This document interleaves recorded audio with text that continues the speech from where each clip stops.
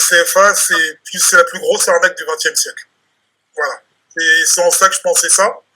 Et pour moi, l'avenir que je vois certain et que j'espère de tout mon poids, on en discutera, j'espère, juste après, c'est que la Côte d'Ivoire, avec des vrais panafricains au pouvoir, non pas des postiches qui sont mis au pouvoir comme c'est Alassane Ouattara ou etc. au Nigeria, enfin des vrais panafricains soient mis au pouvoir, que la Côte d'Ivoire et le Nigeria fassent enfin le premier pas dans des vrais processus panafricains.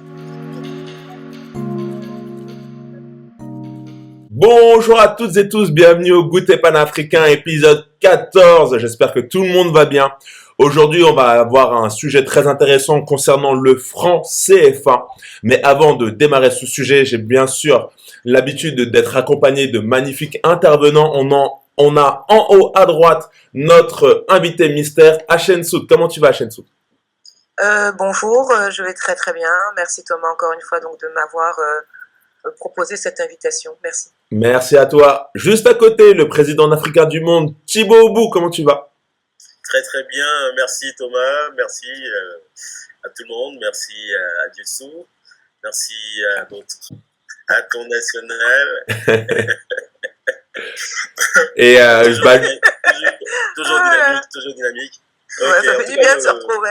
Yes. Et juste en bas à gauche, comme disait Thibaut, on a notre Aton national. Comment tu vas, Aton? Au tap à tous, moi je dis bonjour bien sûr à tout le panel et je dis toujours pensée juste, acte juste, parole juste. Donc tout ça s'associe avec Ankunja Seneb et c'est toujours notre prière du jour et toujours pour qu'on aille tous de l'avant et pour qu'on soit tous courageux pour avoir la pensée juste encore aujourd'hui. Très très bien. En tout cas, ça fait plaisir de vous voir parce qu'on s'est vu récemment, on allait à un restaurant africain dans plein cœur du quartier latin.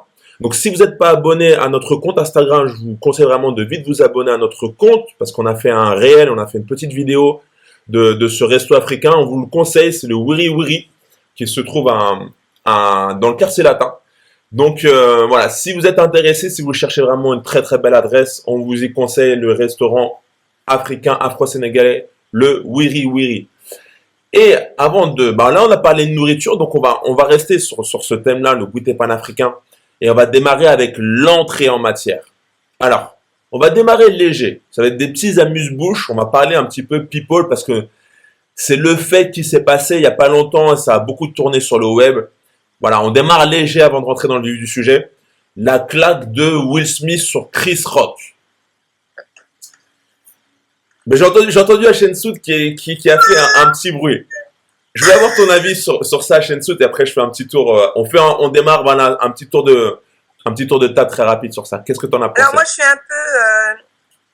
suis un peu gênée parce qu'il y a pas mal de gens qui ont estimé que la situation de Will Smith, c'était la situation de sa starisation, c'est-à-dire sa représentation, sa surreprésentation donc de ce fait, qui fait que aujourd'hui on se permet donc de dire il aurait dû faire ça, il n'aurait pas dû faire ça, etc. N'oublions pas que ce sont quand même des comédiens, ce sont des artistes, et moi j'ai toujours dit, il y a des personnes qui ont aussi mis en avant le fait qu'il soit noir. Moi, je dis un noir est un homme comme les autres, donc il a des sentiments, il a des émotions. La question, c'est de savoir comment faire et de rester avec. Comment faire pour rester avec ses émotions et ses vraies émotions? Parce que, comme je l'ai dit tout à l'heure, les artistes jouent avec leurs émotions. Ils jouent de leurs émotions. Ils nous donnent des émotions, donc il y a en eux, on va dire, une sorte de réservoir. Il y a un peu des émotions sur lesquelles, effectivement, ils s'appuient pour donner un peu consistance à leur personnage et ils nous le transmettent. Par contre, ils gardent aussi au fond d'eux-mêmes leurs vraies émotions, ce qui les a touchés quand ils étaient petits, etc., dans leur vie quotidienne, leur mal-être, etc., comme tout un chacun. Et ça, on a pu effectivement le constater au cours donc, de cette cérémonie qui a justement consacré Will Smith comme étant il a obtenu l'Oscar donc, du meilleur acteur. C'est là où on a vu effectivement que Will Smith a des émotions, a des sentiments. Et ça, il n'a pas été dans la théâtralité. Il est monté sur scène, on a critiqué sa femme. Boum! Un point, c'est tout. Voilà. Alors, je vais être un peu plus tranché. Est-ce que vous êtes pour ou contre, Thibaut?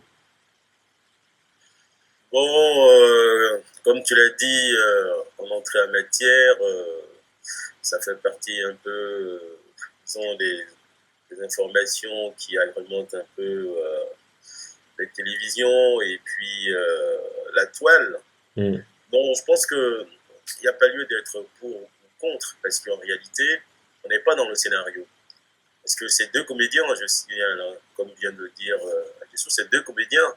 Donc, on n'est pas réellement dans le scénario. Ça peut être un bon scénario. La preuve en est qu'aujourd'hui, Chris Rock, tous ses spectacles sont vendus. Il n'y a même plus de place. Donc, en fait, bon, il faut faire attention. Mais dans tous les cas, je pense que c'est aussi notre façon de centrer le débat national sur leur personnalité, sur aussi la nécessité que, bon, voilà, ils peuvent aussi agir comme ils le sentent, sans forcément être obligés d'être dans les cases.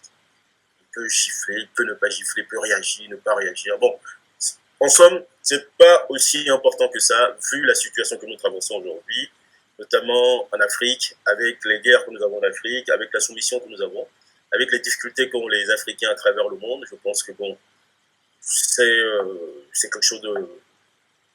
C'est un événement comme un autre, qui n'est pas aussi important que ça. Yes, il revient toujours à la réalité, le président d'Africain du monde. Allez, le dernier tour de table, bah, Ton, qu'est-ce que t'en penses? Moi, je suis super choqué. Moi, je suis super choqué. Ouais. Et puis, pour moi, c'est du spectacle qui n'a pas lieu d'être. Pourquoi? Enfin, je veux bien qu'on soit Will Smith, je veux bien qu'on ait des émotions, je veux bien qu'on soit tout ça, pas de souci. Mais le linge sale se lave en famille. On a trop fait de cirque depuis un certain temps et on voit où ça nous mène.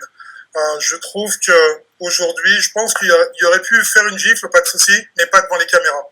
On peut la faire à l'extérieur des caméras et je pense que les deux auraient pu être adultes et puis se comprendre.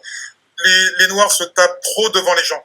C'est du cirque et du cinéma mis en plus devant des locaux-d'herbe. Moi, ça m'attriste. J'ai discuté hier avec une personne, elle était avec moi et on regardait vraiment cette chose-là et on disait mais c'est pathétique, se montrer encore en spectacle en se tapant et en te frappant devant des gens qui nous aiment pas. Ça veut dire quoi? Il y aurait mis une balle dans la tête, on aurait dit ben c'est fini. Ben, c'est des Noirs qui sont entretués. Non, on doit montrer du respect, on doit montrer de la valeur. Aujourd'hui, ce sont des gens qui touchent des milliards d'euros, des millions d'euros. Ils doivent montrer vraiment l'exemple, ils doivent être exemplaires. C'est-à-dire, devant la caméra, montrer je tiens, et derrière, pas de souci, on peut régler notre linge sale en famille. Mais c'est comme ça que je vois les choses. C'est réglons notre linge sale maintenant en famille, mais pas devant les gens. On doit le régler entre nous. Bah, comme tu dis, même Will Smith, il l'a dit après dans un post Instagram que ça avait entaché d'une part son prix qu'il a reçu, parce que maintenant la gifle qu'il a fait, ça a éclipsé l'événement et ça a entaché les Oscars, mine de rien aussi, parce que on faisait que de penser à ça et Ça gâche la fête en plus. ouais, ça a un peu gâché la fête. Après, il y en a qui sont pour, qui disent il faut défendre sa femme à coûte que coûte. Il faut défendre sa femme, il n'y a pas de souci. Il n'y a pas de souci, mais comme tu dis, je pense que il y a des lieux pour le faire. On doit être capable d'encaisser et puis voir sur Chris Cross après, pas de souci, je te mets une gifle, je la filme discrètement pour pas que... Ok, je peux le faire, mais je te mets une gifle en dehors des caméras, puisque aujourd'hui aux États-Unis on voit ce qui se passe, ce sont des Noirs qui tuent des Noirs, on voit les massacres qui sont faits depuis une vingtaine d'années dans le rap, dans le gangsta rap, ils ont même donné un nom là-dessus, gangsta rap, c'est incroyable. On voit des jeunes qui sont toujours des Noirs qui s'aiment pas du tout, des Noirs de différentes communautés qui s'aiment pas, pourtant ils ont les mêmes problèmes, les mêmes soucis, mais ils s'aiment pas. Pourquoi, on sait pas. On l'a vu depuis Tupac, et puis ça continue, ça arrête pas de continuer. Faut que ça s'arrête. Ils doivent être exemplaires, ces gens-là. Voilà. Pas de droit à l'erreur. Très bien. Alors, nous aussi, on avance, on commence à avoir plus en plus d'abonnés. Et merci encore à vous de participer à ce goûter panafricain, de vous abonner à notre contenu. On va vous faire encore plein de belles nouveautés, pas mal de surprises. Et on va commencer avec l'entrée. L'entrée, c'est des points d'actu, des choses qui vous ont marqué, peut-être des vidéos ou des articles que vous avez lus, que vous pensez qu'ils sont intéressants à partager à la communauté. Hachensu, si tu voulais démarrer. Oui, alors bon, moi c'est juste une comparaison puisqu'on a parlé de pas mal de choses, hein. On a parlé de l'Ukraine, hein. Moi j'ai regardé les télévisions comme tout un chacun, regardé surtout la presse, et puis il y a deux choses qui m'ont un peu, euh, un peu étonnée. C'est toujours la Tribune, hein, qui est donc un quotidien d'économie, qui titrait «La guerre en Ukraine, un coût déjà colossal pour l'économie mondiale». Donc la croissance mondiale, hein, est actuellement un petit peu ralentie, un petit peu en dessous de 1 point de pourcentage d'ailleurs par rapport aux dernières prévisions, ce qui signifie que ce conflit ampute l'économie d'environ un certain nombre de milliards de dollars sur la scène des échanges. Moi, j'aurais envie de dire que ils avaient qu'à y penser avant, quoi. Hein. Ils ont l'air donc de partir des vats en guerre, et puis on y va. Et puis aussi des dommages collatéraux, hein, qui sont pour les pays dits émergents, on va même dire les pays qui ont même du mal à tirer la langue, pour qui le blé, par exemple, je prends tout simplement le blé, parce qu'ils n'ont jamais pensé effectivement à diversifier leur économie qui est fondée uniquement sur de manière extractive, hein, au niveau des hydrocarbures. Le blé, donc ce sont des personnes qui vont beaucoup souffrir, effectivement, parce qu'ils vont manquer de pain, ils vont manquer donc de semoule, ils vont manquer donc d'un certain nombre de choses. Et aujourd'hui, on se pose la question, comment est-ce que l'Occident peut être aussi faire l'enfant gâté, hein, et en quoi effectivement l'engagement donc dans ce genre de guerre concerne à plus haut point, et ça on doit y penser, les pays d'Afrique et du continent en général. Ok, très bien, merci à toi. Thibaut, si tu avais quelque chose que tu voulais Bon, il parler y a en après. deux faits d'actualité. Le premier, c'est sur le continent africain. C'est qu'il y a eu des jeunes panafricains, des Africains du monde, qui ont fait une marche du Sénégal jusqu'au Mali pour soutenir le Mali dans la transition et dans la guerre.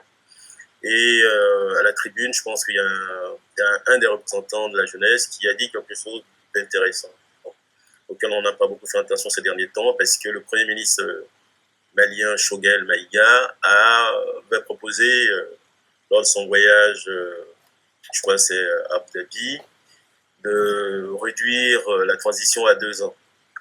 Et donc les jeunes sont venus à la tribune pour dire qu'ils ont fait, enfin, la population malienne a fait pratiquement des consultations, et à l'issue de cette consultation, donc un référendum, ils ont demandé 5 ans pour la transition.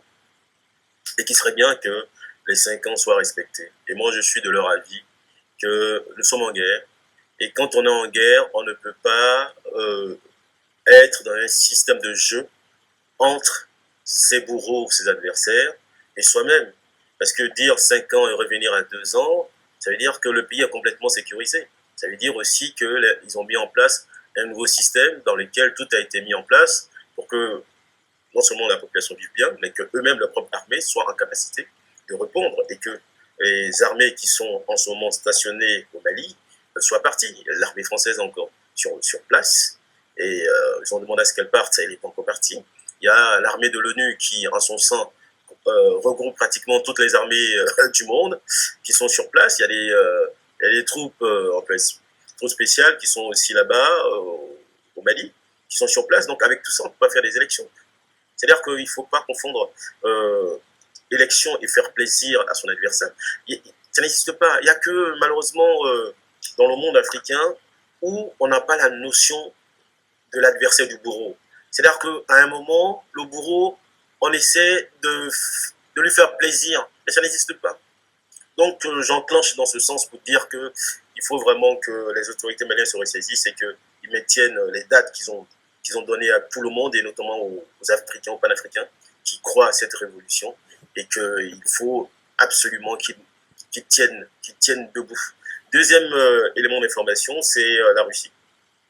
Et c'est un peu en rapport avec notre sujet d'aujourd'hui qui est de la monnaie, c'est que la Russie a demandé à ce que les paiements se fassent en roubles. Tous les paiements gaz comme du pétrole se fassent en roubles. Ce qui fait que derrière, nous avons, on va dire, un changement au niveau international non seulement de la valeur, mais du positionnement économique. C'est-à-dire bientôt, on l'observe déjà, les États-Unis vont perdre vraiment une grande partie avec le dollar qui va pratiquement disparaître, puisque derrière, l'année dernière, la Chine avait aussi annoncé que tous ces paiements se faisaient dans leur monnaie locale, le yuan.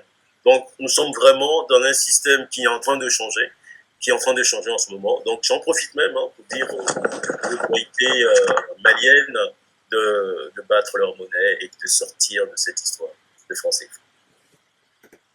Très bien, merci à toi. Attends, c'est un point d'actualité que tu voudrais partager? Non, j'en ai pas vraiment, mais j'encourage à approfondir celle de Thibaut et d'Hatshepsut. Je trouve qu'ils sont très bien. Donc, pour l'instant, j'ai pas d'actualité vraiment précise. Je voulais parler du cinéma panafricain où c'était le dernier festival qui sortait, mais pour l'instant, il n'y a pas vraiment de choses qui me paraissent très engageantes pour le futur, mais pour l'instant, non. Ok, bah reste avec moi, je vais te lancer le premier sur le franc CFA. Donc on va rentrer dans le plat principal. Le sujet du jour. Donc on va parler aujourd'hui du franc CFA, le franc de la communauté financière africaine. Moi j'ai plus en tête le franc colonial français, mais ça serait bien que pour les personnes qui nous écoutent, qu'on fasse une introduction sur ce franc CFA. Donc ce franc CFA est utilisé par 14 pays d'Afrique et il vaut 0,015 euros. Il est issu de l'ancien empire colonial français et il est né le 26 décembre 1945 lorsque la France a ratifié les accords de Bretton Woods. Et en fait, c'était une monnaie qui permettait à ce que la métropole de l'époque, en fait, garde une mainmise sur les matières premières et garde en fait une matière première à des coûts avantageux. Mais en fait, ce franc CFA a aussi des points très très négatifs parce que vu qu'il est il a une très basse valeur, moins de crédits, moins d'investissements, moins d'infrastructures sont faites en Afrique. Donc, ce qui coûte, ça fait qu'il y ait moins de développement, qui sont très désavantageux pour les pays qui utilisent ce franc CFA. Donc, je rappelle, c'est 15 pays d'Afrique, notamment en Afrique de l'Ouest et en Afrique centrale. Et je voulais avoir votre avis sur ce franc CFA. Tout simplement, qu'est-ce que vous pensez de cette monnaie ?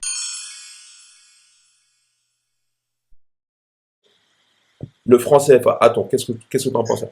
Moi, c'est vrai que je vais en venir un petit peu. C'est vrai que tu as fait un peu d'histoire, Thomas, et je te remercie, mais c'est vrai qu'en 1945, la France crée une unité monétaire, ce qui s'appelle le CFA, ça veut dire Colonie française d'Afrique. Déjà, ça nous montre l'image. En 58, ça devient le franc des colonies françaises d'Afrique, puis au fur et à mesure de la décolonisation, c'est la zone CFA se réduit. Sans les pays arabes, sans le Maroc, l'Algérie, la Tunisie, les indépendances, la France sépare ça en deux zones.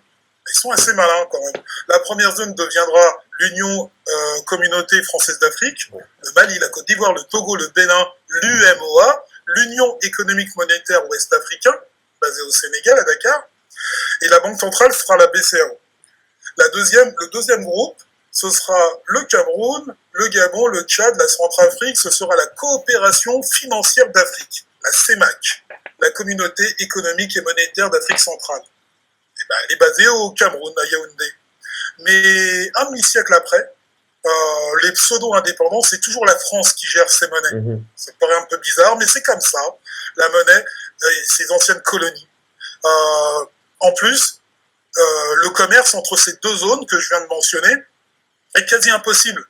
La monnaie qui est la même ne fonctionne pas de la zone A vers la zone B. C'est une situation unique au monde.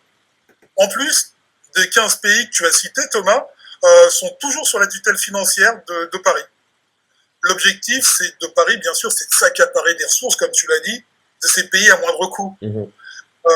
Dans les faits, l'administration française fixe un taux de change qui est égal je vais rentrer un petit peu dans le technique, mais on va mettre les pieds dedans. Le CFA est un taux qui oblige les 15 pays français à déposer 50% de leurs réserves budgétaires à la Banque de France. Petite anecdote en plus au passage, les billets et les pièces de monnaie sont fabriqués en France, à Chamalières, vers Clermont-Ferrand, et les pièces de monnaie sur Pessac. C'est drôle, mais le principal avantage de ce lien avec la France, et avec l'euro, c'est la stabilité économique et monétaire dans ces régions. échange commercial facilité, dette publique limitée. Et on peut voir que le taux d'inflation est maîtrisé dans ces pays, alors que dans certaines contrées, telles que le Nigeria, l'inflation elle est assez fluctuante. Mais ce lien avec l'euro comporte des inconvénients, tu l'as cité, hein, c'est la dépendance monétaire. Comme dit avant, les pays doivent déposer 50% de leur avoir à la Banque de France, ce qui prive les pays de liquidité pour se développer. Et on voit que leur développement aujourd'hui, ça veut dire qu'on y reviendra après. Et le pompon, ils n'ont pas le droit de créer de monnaie supplémentaire, ces pays-là. Bref, un ralentissement de ces pays. Ce qui fait que l'euro est fort. Le franc CFA est aussi impossible de commercer avec ses voisins. Du coup, le CFA, c'est la plus grosse arnaque du XXe siècle. Voilà. Et c'est en ça que je pensais ça. Et pour moi, l'avenir que je vois certain et que j'espère de tout mon poids, on en discutera, j'espère, juste après, c'est que la Côte d'Ivoire, avec des vrais panafricains au pouvoir, non pas des postiches qui sont mis au pouvoir comme c'est Alassane Ouattara ou etc. au Nigeria, enfin des vrais panafricains soient mis au pouvoir, que la Côte d'Ivoire et le Nigeria fassent enfin le premier pas dans des vrais processus panafricains pour faire une économie commune. Et ensuite, le reste s'agrégera. Thibaut, voilà, on a parlé de la Côte d'Ivoire. Je voulais donc, je te lance sur ça, sur ce franc CFA. Et ce que vient de dire Aton, qu'est-ce que tu en pensais? Donc, je pense qu'Aton, il a raison, il a bien défini, de façon techniquement, bien défini, il a arrondi les angles, il a parlé des deux pays, enfin des deux zones africaines, le centre et l'ouest, c'est très important. Mais je vais juste compléter ce qu'il a dit, parce que ce qu'il a dit est très bien. En fait, ce qu'il faut savoir, c'est effectivement, il a dit quelque chose de bien. Je rebondis là-dessus c'est une vraie arnaque. Pourquoi? Parce que en fait, en réalité, c'est pas une monnaie. Pourquoi? Parce qu'en général, une monnaie, elle dépend de la population. Et elle est faite pour la population. Une monnaie n'est jamais faite par un bourreau. Quand une monnaie est faite par un bourreau, c'est ce qu'on appelle un tribut. C'est-à-dire que pendant longtemps, les pays qui étaient conquis payaient tribut, c'est-à-dire tous les ans, ils envoyaient de l'argent aux pays vainqueurs pour pouvoir, respirer un peu, ou soit qu'ils envoient toute leur richesse, soit qu'ils envoient les femmes, soit qu'ils envoient les hommes à ce pays pour pouvoir se libérer un tout petit peu. Donc, on est un peu dans ce système-là. Donc, ce CFA n'étant pas une monnaie, la France et l'Europe, parce que le CFA émettant dans l'euro, permet à la France d'avoir toutes les matières premières de façon gratuite. Je m'explique.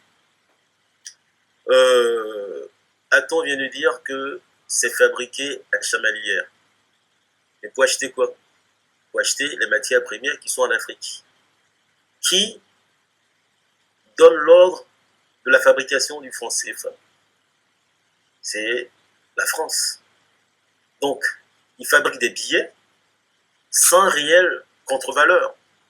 Parce que pour garantir réellement une monnaie, en fait, c'est-à-dire on garantit une monnaie avec ses propres ressources. La plupart des ressources qu'on a, c'est les ressources en or ou des ressources d'une valeur un peu supérieure à l'or. Ce qui n'est pas le cas de la France. Même s'ils ont l'or de la Guyane dans leur banque, c'est pas leur or à eux. Donc, on fabrique des billets qui n'ont aucune valeur, en fait. On amène en Afrique pour pouvoir prendre tout ce dont ils ont besoin. Ça, c'est un premier point. Maintenant, il y a un autre point qui n'est pas assez connu, mais qui est un point très historique, c'est que quand les Noirs se sont battus pour avoir leur liberté et sortir de la soumission de l'esclavage, on a indemnisé ceux qui avaient les esclaves. C'est-à-dire que les propriétaires des esclaves ont été indemnisés au lieu d'indemniser ceux qui croupissait sous le joug de l'exploitant. C'est là que c'est un effet inverse. Donc, qu'est-ce qu'ils ont fait de cet argent qu'ils ont eu en indemnisation? Eh bien, ils ont créé des compagnies.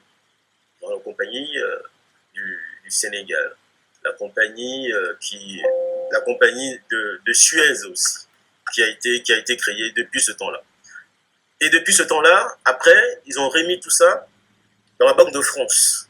Pendant longtemps, la Banque de France était privée. Elle était privée avec des gens qui avaient des esclaves, avec l'argent de l'indemnisation des esclaves. C'est-à-dire qu'on indemnise parce qu'on dit, bon, maintenant qu'ils vont se libérer, où est-ce que nous allons avoir nos richesses?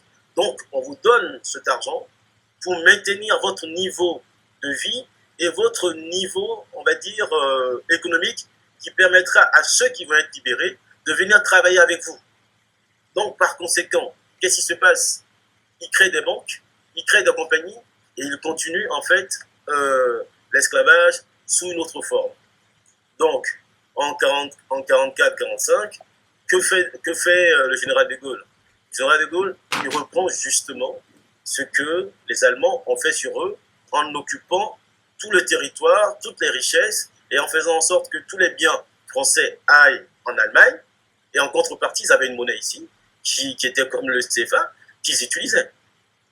Vous voyez? Donc, en fait, le CFA, c'est un instrument très pervers qui est institutionnalisé, qui a été mis en place pour ficeler les économies africaines et ficeler la population africaine pour ne pas qu'ils aient une velléité de s'en sortir. Vous voyez? Donc les CFA, c'est vraiment point africain et point africain du monde. Quand je dis africain du monde, j'entends par là les Africains qui sont en Martinique, en Guadeloupe, qui sont en Inde et tout ça. Pour cet Africain, ce noir qui entend CFA, il doit se dresser pour définir qu'est-ce qui se passe pour ne pas que ces pays qui utilisent ce papier, qui n'est pas de la monnaie, puissent s'en sortir.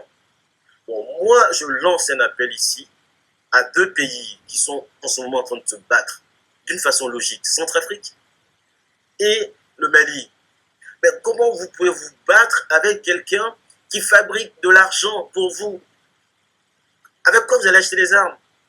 Avec quoi vous allez fonctionner? Parce que l'économie, c'est quoi? C'est quand même vivre.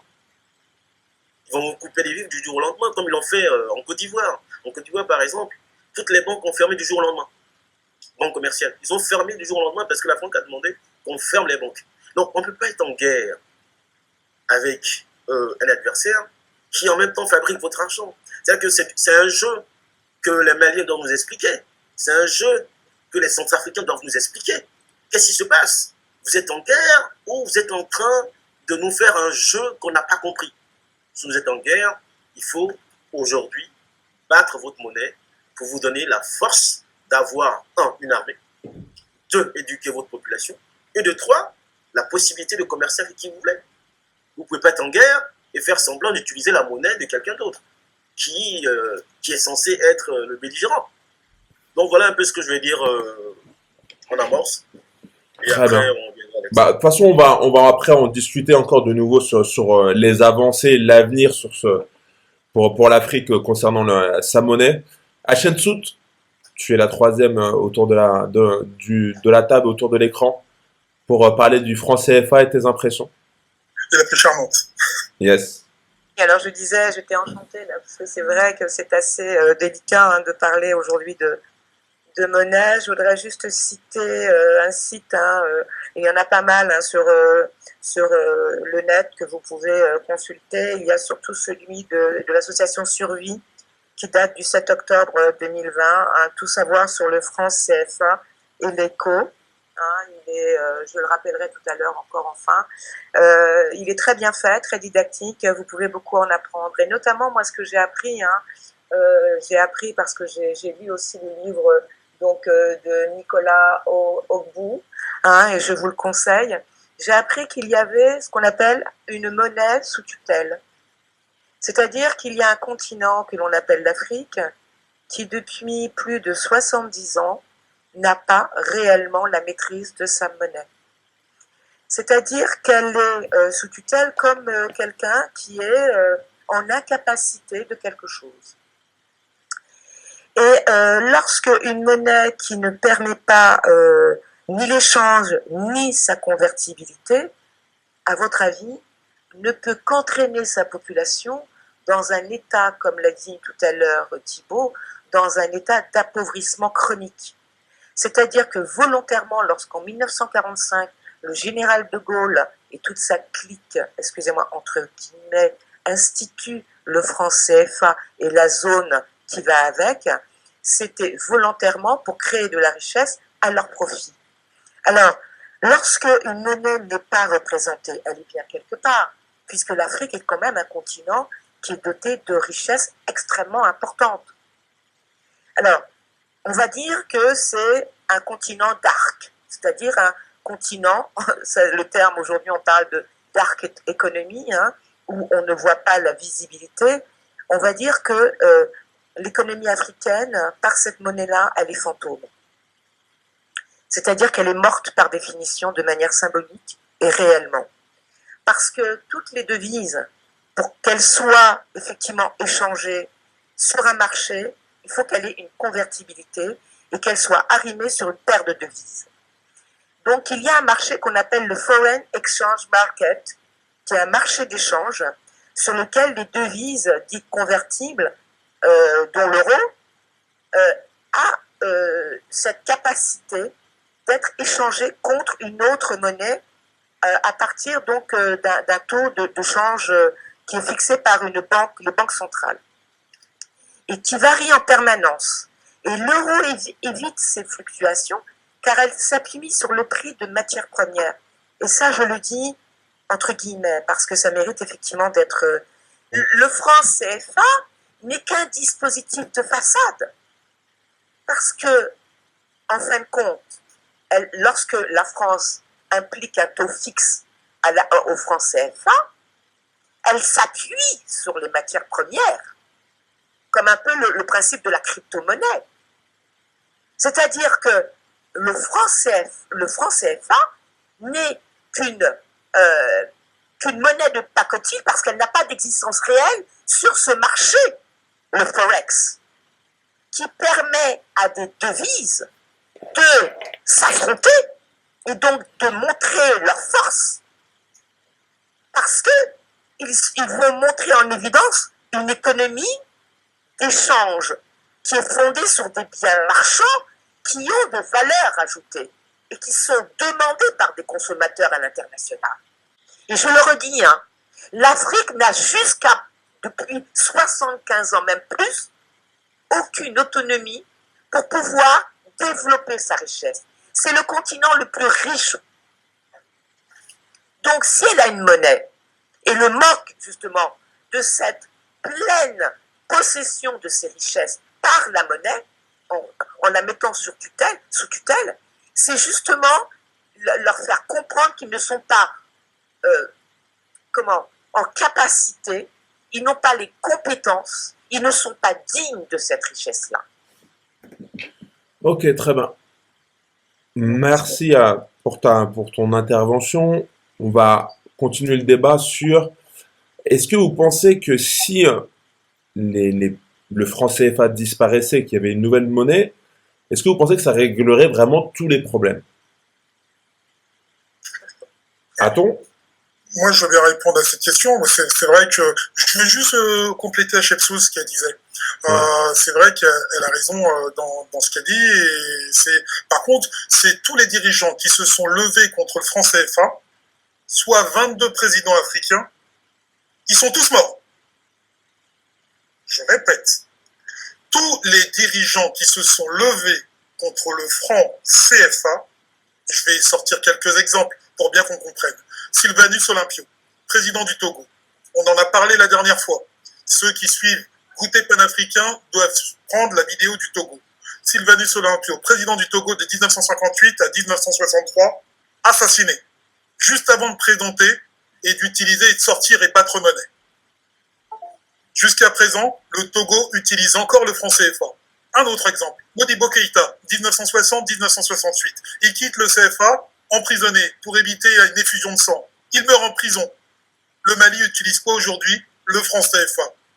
Mieux encore, on va parler de Sankara pour être plus intrusif, en prônant pour l'Afrique et les dirigeants une monnaie indépendante. C'est Mongo Betty qui disait ça le 3 novembre 85. Je cite, dans ce cadre, je dirais que le franc CFA, lié au système monétaire français, est une arme de domination française. L'économie française bâtit sa fortune sur le dos de nos peuples par le biais de ce monopole monétaire. Ça veut dire ce que ça veut dire. La France nous exploite. C'est une arnaque. Arrêtons le franc CFA. Construisons la prochaine monnaie. On peut parler du dernier qui a décidé de battre monnaie, c'était Kadhafi. Je ne sais pas si quelqu'un s'en souvient encore, en 2011, comment il est mort. Par cette hip de Sarkozy. Pour les Noirs, nous devons abandonner le CFA et rapidement. Et c'est vrai que la prochaine monnaie, il paraît que c'est l'écho. Il paraît qu'on nous fait vague de l'écho. Mais si aucun économiste africain comme Nicolas Gbagbo qu'on a cité, ou éventuellement même, je dirais même des penseurs se penchent sur le franc CFA tels que je voulais citer monsieur Jean-Pierre Caillat, par exemple, qui a fait la théorie de la révolution africaine. Je vais citer les sources, bien sûr, j'enverrai les sources, qui se trouvent à Taméry, où je conseille de consommer chez nous, d'ailleurs, d'aller chercher nos livres chez nous, chez Taméry. Ils ont pensé déjà à une économie future, telle que l'éco. On a des économistes qui ont pensé, qui ont eu déjà une longueur d'avance. Il suffit juste de les écouter. D'accord? On viendra sur les 15 principes qu'avait fait Nicolas Gbagbo, d'ailleurs. La première, c'était de battre monnaie. La deuxième, c'était la transformation de matières premières. Manger 3 repas par jour, boire de l'eau potable, utiliser du textile. La 6e, c'était de faire ses maisons décentes. La 8e, c'était de créer des routes ou le transport collectif. La 12e, c'était la sécurité. Il faut commencer à se défendre, que chaque Africain sache se battre, qu'il nous faut l'arme atomique en Afrique. La 13e, c'était le financement des nouvelles technologies. Et la 4e, je finirais par la culture et les loisirs et le tourisme. Bref, Nicolas Gbagbo donne des solutions. On l'a vu chez Hatshepsut, et Jean-Pierre Caillat donne des théories, dans la théorie de la révolution africaine, des solutions.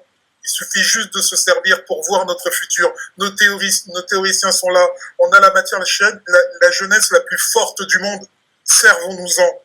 Il nous faut, ce podcast doit servir nos jeunes.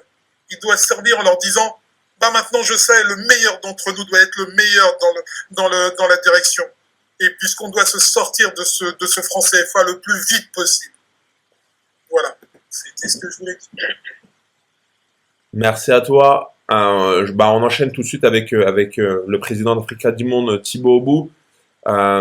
Si tu voulais rebondir sur ce qui a été dit, et aussi, est-ce que tu penses que la création d'une nouvelle monnaie réglerait tous les problèmes, tout simplement? Oui, je pense que, par exemple, dans mon livre, Universalité africaine face à l'ingratitude du monde européen et sémite, je dis par exemple à la page 291 qu'il faut repenser les échanges économiques et le langage économique. Ça veut dire quoi? C'est-à-dire que jusqu'à aujourd'hui, ceux qui détiennent les vraies richesses, qui sont donc les plus riches, sont passés pour les plus pauvres. Vous voyez l'ingénierie économique? Et donc, on dit même à ceux-là qui sont les plus riches de s'inscrire dans un club qu'on appelle PPTE, c'est-à-dire des pays les plus endettés, alors qu'ils sont les plus riches. Donc, si tu t'inscris en tant que pays pauvre, très endetté, mais tu peux avoir l'option de bénéficier des prêts, par exemple, du Fonds monétaire international. Donc, je veux dire quoi par là? Je veux dire que nous-mêmes, nous devons changer notre langage et se dire que nous sommes effectivement les plus riches depuis des millénaires. C'est de nous que dépendent les autres. L'or dont on parle tout à l'heure, la grande production d'or se trouve en Afrique. Il y a quelques productions qui se trouvent en Amérique du Sud. Il y a quelques productions qui sont un peu perdues en Russie, mais la plupart du temps, tout se trouve en Afrique. Deuxième richesse, c'est la richesse humaine. En termes démographiques, la richesse humaine se trouve encore en Afrique. La population africaine aujourd'hui, malgré l'adversité des médicaments, des vaccins, de tout ce la guerre, enfin, en gros, pour diminuer cette population, elle résiste et elle est très forte. La pyramide, elle est bonne, c'est-à-dire que y a une jeunesse qui est là, il y a la population d'âge moyenne qui sont au milieu, et puis les personnes âgées qui sont au sommet de la pyramide. Donc nous avons la richesse. Vous avez une autre richesse aussi elle est permanente. C'est le soleil. C'est une formidable richesse. Elle est permanente. C'est le soleil. Donc nous sommes les plus riches. Donc nous devons faire en sorte de ne plus se considérer comme pauvres. Parce qu'on a mis en place une ingénierie économique qui fait que on va souvent sur des places boursières, on va souvent vers des gens qui n'ont rien, et qui, eux, c'est ceux qui n'ont rien qui pensent le système économique, qui pensent les valeurs, et qui donnent des notations. En fait, c'est comme moi, Thomas, j'arrive chez toi à la maison, je m'assois, et je juge que ta chaise ne me plaît pas, que ton frigo n'est pas bon, ou bien qu'il faut tout changer chez toi, alors que je suis chez toi. Et c'est ce qui marche en ce moment. Donc je pense qu'on a intérêt, sincèrement, à tourner le dos à tout ce système économique qui n'a de valeur que de mensonge. Le système économique actuel est mensonger. Et on y croit. En fait, c'est le fait d'y croire qui fait qu'on leur accorde un crédit. C'est même ça le système en fait. Le système économique bancaire, il est basé sur la confiance. Ça veut dire quoi? On nous dit de ne pas réfléchir, mais de croire à quelqu'un qui n'a rien, qui est pauvre. Nous devons croire à la personne qui n'a rien, lui donner notre confiance, alors que c'est nous qui avons la richesse. Il faut inverser ça. Il faut absolument inverser ça et dire comme, écoutez, montrez-nous ce que vous avez. En fonction de ce que vous avez, peut-être qu'on peut échanger. Sinon, il n'y a pas d'échange à avoir. Deuxièmement, s'il faut qu'il y ait échange, ramenez tout ce que vous avez pris dans vos pays, payez-les. Une fois que vous avez payé, après on verra ce qu'on peut faire avec vous. Voilà la vraie économie. Et puis deuxièmement, on a des gens qui sont assis ici et qui disent à travers la Banque mondiale et le Fonds monétaire international, dire que, eh bien, nous allons réfléchir à votre place pour construire des économies, construire des banques et vous prêter de l'argent. Mais un, vous n'avez pas la vraie réflexion. De deux, vous n'avez pas ces ressources sur vous. Mais c'est vous qui faites ça et on nous demande de croire. La confiance. On nous dit que les relations économiques sont basées sur la confiance. Mais qu'est-ce qu'ils font de la confiance? C'est le fond. C'est ce qu'il y a dans la besace qui fait qu'il y a confiance. On va actualiser notre langage. La guerre en Russie. Les pays européens ont dit qu'ils allaient ils ont pris des sanctions contre la Russie. Il se trouve que leur réel partenaire économique, c'est la Russie. Pour les Européens. Pour le gaz, pour le pétrole, c'est la Russie. Pour les Américains, c'est le spatial. C'est les Russes qui font partir les Américains très haut de l'autre côté. Et qui gèrent tout ça de haut. Depuis plus de 15 ans, les Américains ont arrêté tous les vols pour aller dans l'espace. Ils ont arrêté ça, mais qui leur permet d'y aller? C'est les Russes. Alors, comment peuvent-ils dire que nous sanctionnons les personnes qui nous permettent d'avoir les radars? Vous savez, par exemple, les images que nous avions sur la guerre de l'Ukraine et de la Russie, si les Russes ne donnent pas d'image, on n'a pas d'image. Puisque les Américains ne peuvent pas prendre des images en Ukraine ni en Russie. Pourquoi? Les Russes sont arrivés à tout maîtriser, tout neutraliser. Les radars, les satellites américains ne peuvent pas prendre des photos de ce qui se passe ici. Donc, je vais dire quoi par là? Je veux dire qu'on est dans un système mensonger. Et même dans la guerre, on passe notre temps à nous mentir. Donc, ce qu'on peut faire, c'est de dire aux pays africains de s'armer sérieusement. De s'armer sérieusement en termes d'armement. De s'armer sérieusement en termes d'éducation. De faire en sorte que tous leurs enfants soient hyper éduqués, hyper armés. Et à partir de ce moment, ils vont maîtriser leur richesse. Et s'ils maîtrisent leur richesse, mais ils pourront parler de ce qu'ils ont et comment ils peuvent échanger ce qu'ils ont. Voilà l'économie, c'est ça, c'est simple. Quand on parle, l'économie, c'est quelque chose de basique, en fait. C'est ce qu'on a en échange et comment ça nous permet de vivre.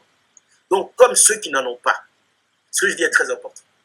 C'est-à-dire que c'est même des cours de haute stratégie dans les grandes universités.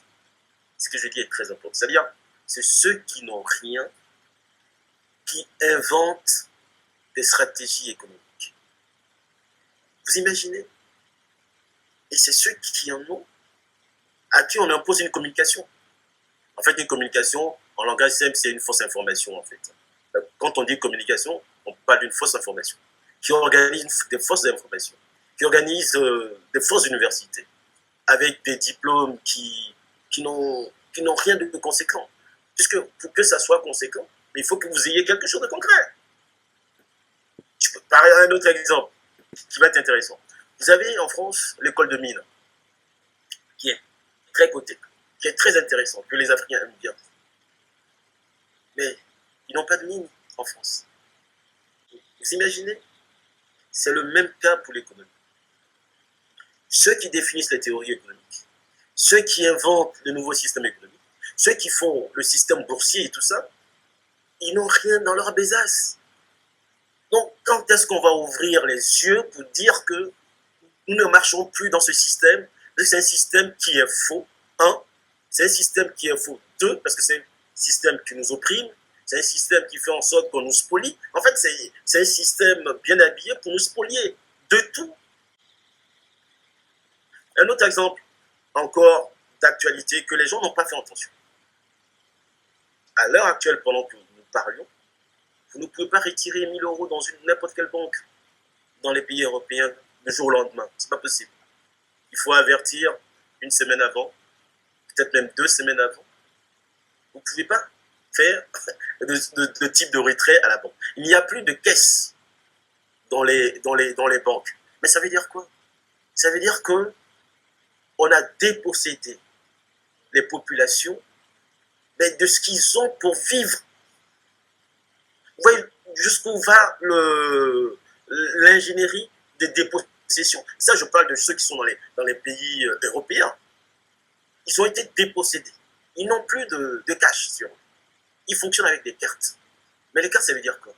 C'est électronique. L'électronique, c'est l'électricité. Il suffit qu'il y ait une panne, que vous n'avez rien. Non, un exemple, je suis souvent dans les aéroports et j'ai des gens qui ont de l'argent sur la compte, mais qui ne peuvent rien acheter. Parce que quand ils arrivent en France, leur carte bancaire ne marche pas. Donc, ils sont là, ils n'ont rien. Et je change avec eux, je dis, mais écoutez, mais comment vous faites? Oui, mais ma carte, il marche, mais je ne peux rien faire. Je dis, mais ça coûte combien votre truc? Ils disent, oh, je ne sais pas, mais je dis, mais tenez, allez acheter.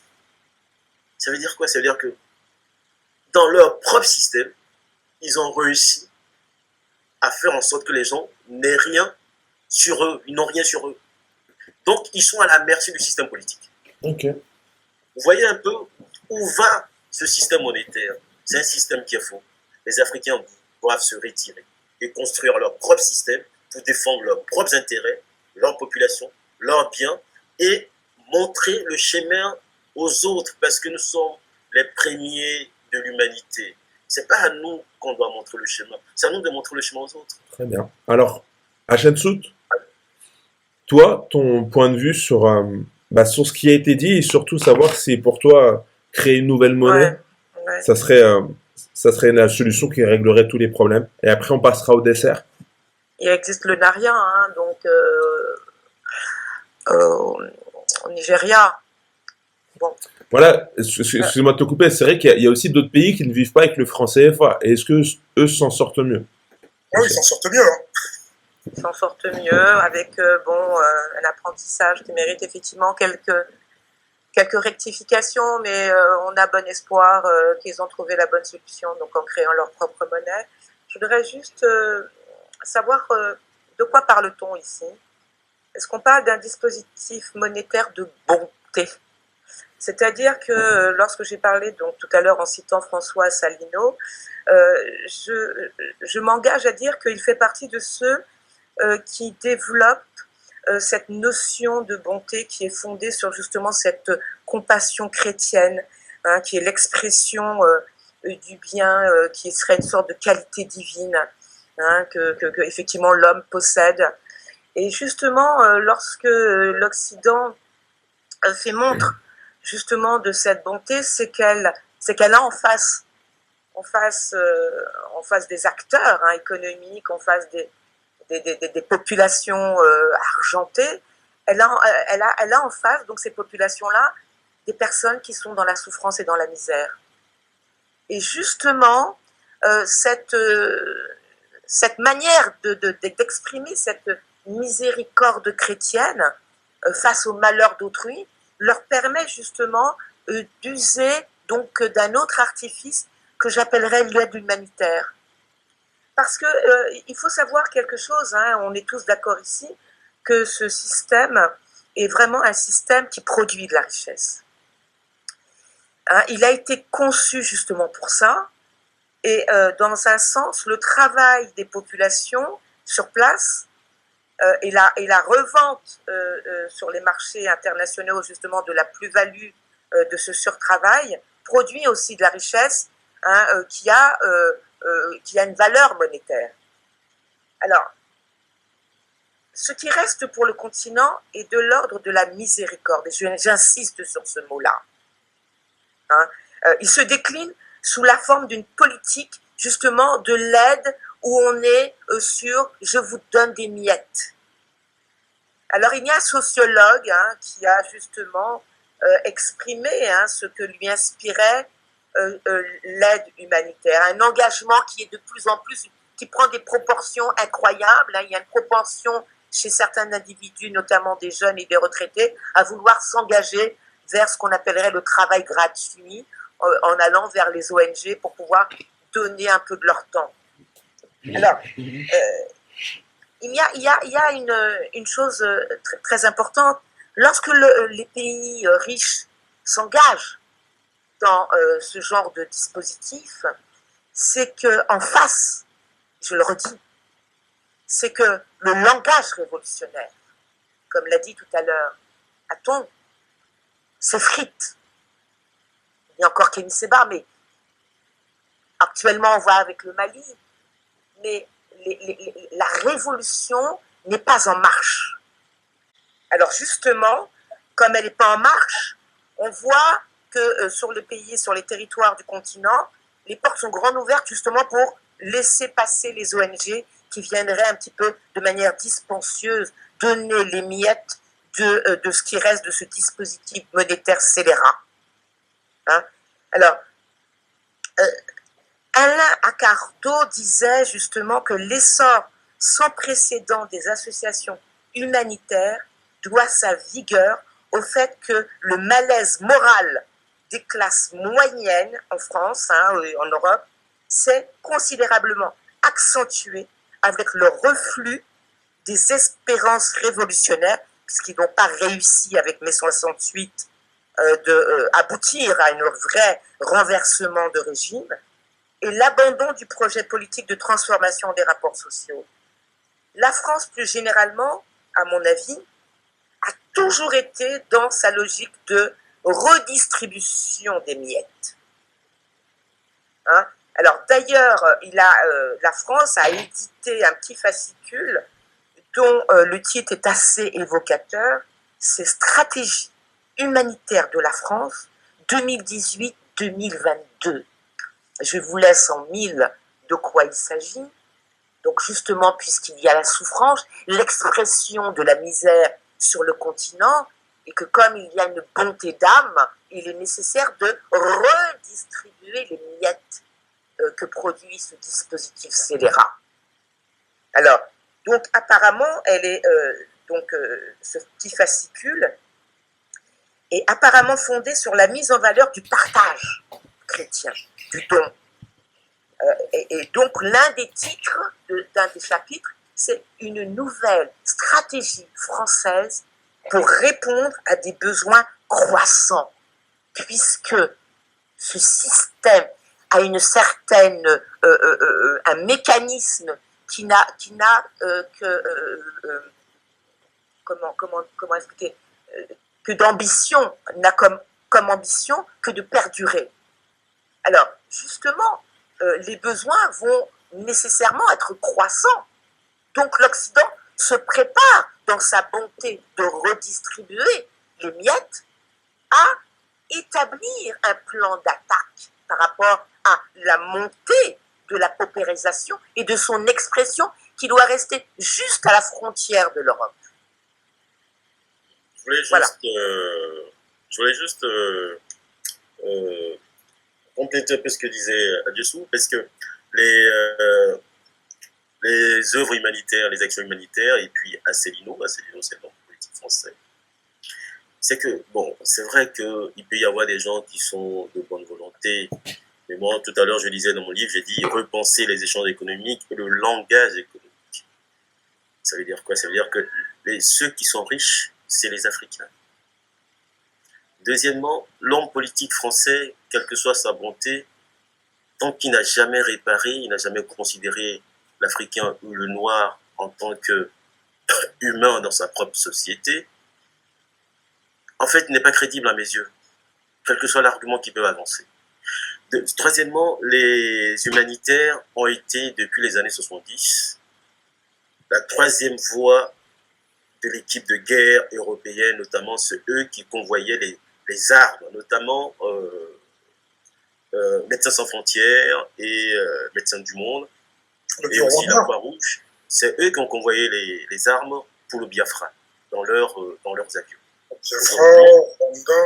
Voilà, aujourd'hui, on a les gens de l'ONU qui sont un peu sur casque humanitaire, qui convoient non seulement les armes, mais ils prennent toutes les richesses qui sont en RDC. Et une fois qu'ils ont des petites pannes de pneus ou de mécanique, on se rend compte que les voitures sont pleines, à la fois d'or, de tout ce qu'il y a de précieux, et aussi, ils prennent des enfants.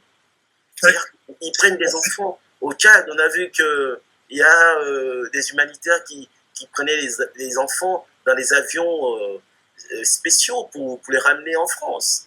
Et sur ce, il y a Sarkozy qui dit « j'irai les chercher quoi qu'ils aient fait », parce qu'ils ont été arrêtés au Tchad. Donc il fallait aller les chercher quoi qu'ils aient fait. Je veux dire quoi par là? Ça veut dire que les Français ou les autres Européens, hein, c'est pareil, hein, quand je dis Européens, Américains, Canadiens et tout ça, ils n'ont pas d'œuvre d'humain à proposer tant qu'eux-mêmes n'ont pas réparé sur leur propre territoire.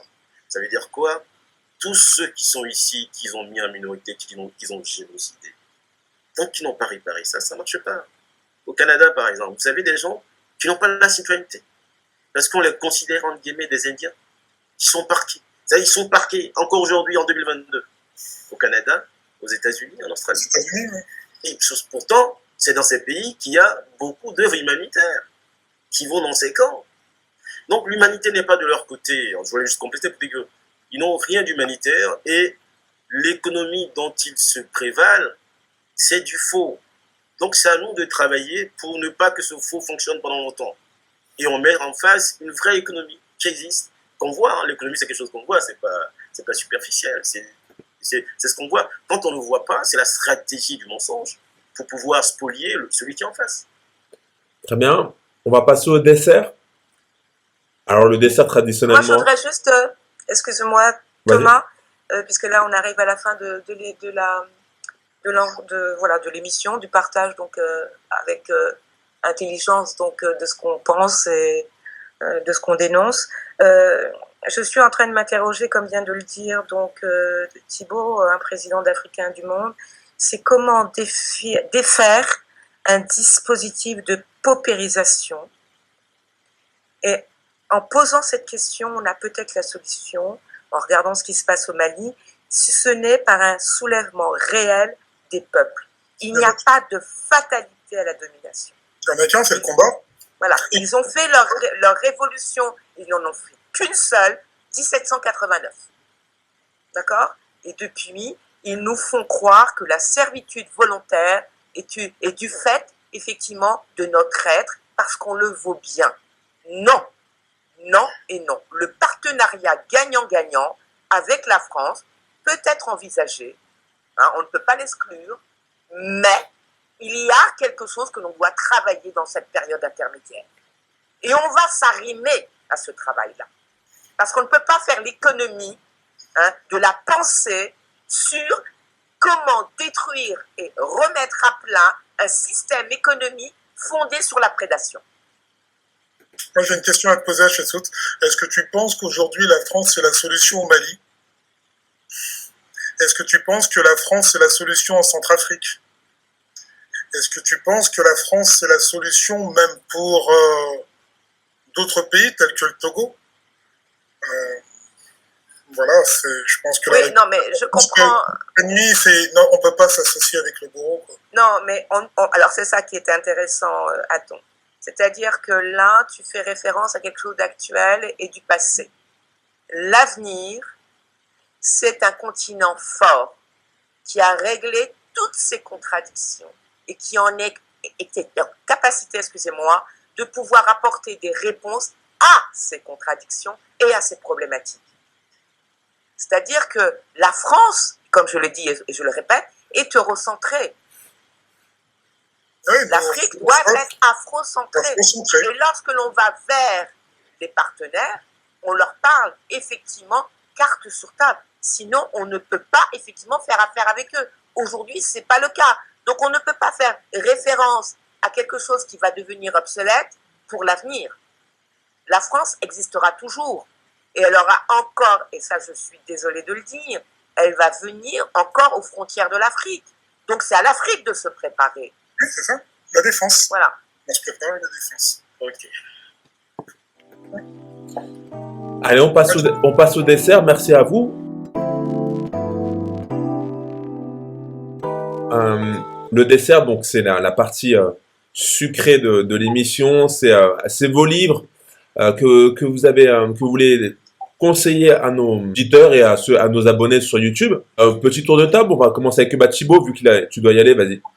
Voilà, donc je vous conseille ça. À l'intérieur, il y a une partie économique dont je parle un peu du CFA et puis comment les Africains peuvent faire leur propre économie avec leur propre monnaie, avec leurs propres valeurs qu'ils peuvent partager avec le monde. Est-ce que tu peux redire le titre de ton livre? Donc c'est L'universalité africaine face à l'ingratitude du monde européen et sémite. Très très bien. Ce livre, vous le trouverez bien sûr en lien sous la vidéo. Si vous voulez vous le procurer, on vous le conseille vivement.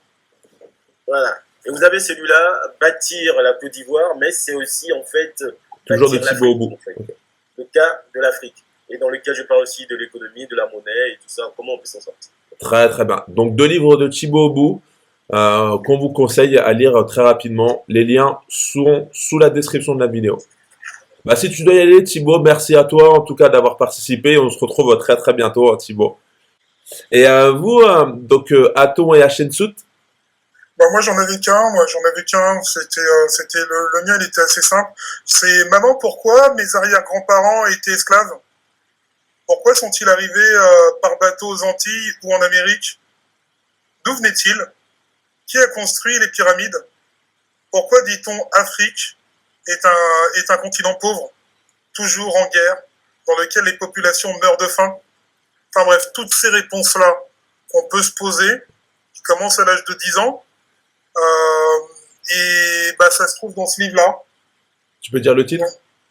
Le titre, c'est l'histoire de l'Afrique et de sa diaspora. C'est de quel auteur?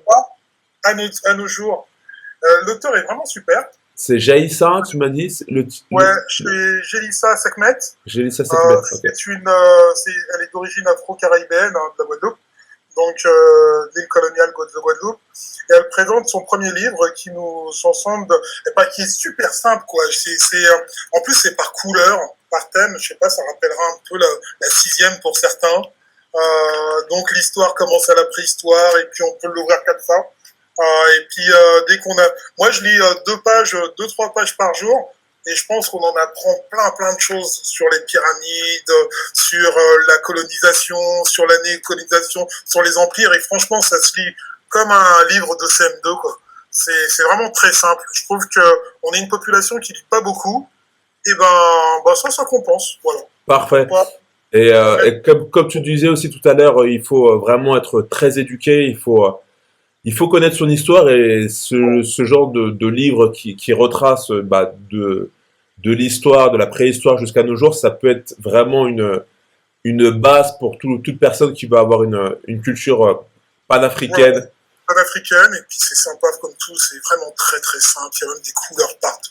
Je montre comment c'est, il y a juste à lire un petit paragraphe, c'est plein d'images, plein détaillés avec des descriptifs. Enfin bref, je me suis arrêté sur Haïti, mais on aurait pu continuer comme ça sur l'Amérique, les États-Unis, la colonisation, Marcus Garvey, enfin bref, tout ce qui fait l'homme noir d'aujourd'hui, en tout cas le panafricanisme d'aujourd'hui. Ok, voilà. Très bien. En tout cas, c'est une très très bonne idée et on vous tiendra très prochainement au courant, hein, les abonnés de nouveaux projets qui arrivent bientôt où on pourra parler pareil de la préhistoire et à nos jours et ça va vous servir, ça va vous permettre d'élever votre esprit. Hachensout, pour finir, toi aussi, ton livre du jour. Alors, mon livre du jour, c'est le franc CFA et l'euro contre l'Afrique de Nicolas Abogbou. Okay. Donc, vous le voyez à l'écran, là, c'est rare que je puisse... voilà, vous le voyez bien. On le voit très bien, le franc CFA et l'euro contre l'Afrique. Voilà, et je voudrais aussi toujours inviter les auditeurs à aller sur un site qui s'appelle, donc de YouTube, qui s'appelle Tout savoir sur le franc CFA et l'écho de l'association Survie, qui est relayé par un internaute qui s'appelle Colonel Ali 2022, donc vous pouvez le trouver sur YouTube. Très bien. Bah, merci en tout cas à vous, merci pour tous ces conseils, merci d'avoir débattu sur ce sujet, le franc CFA qui est malheureusement encore un problème, hein, qui tient en chaîne le continent africain et on espère bientôt que les chaînes seront bientôt brisées et que l'Afrique puisse s'élever et comme disait ensuite tout à l'heure Hachensout, qu'elle puisse en parler à pourquoi pas d'éventuels partenaires, mais face à face et digne d'elle-même parce qu'elle aura sa propre monnaie.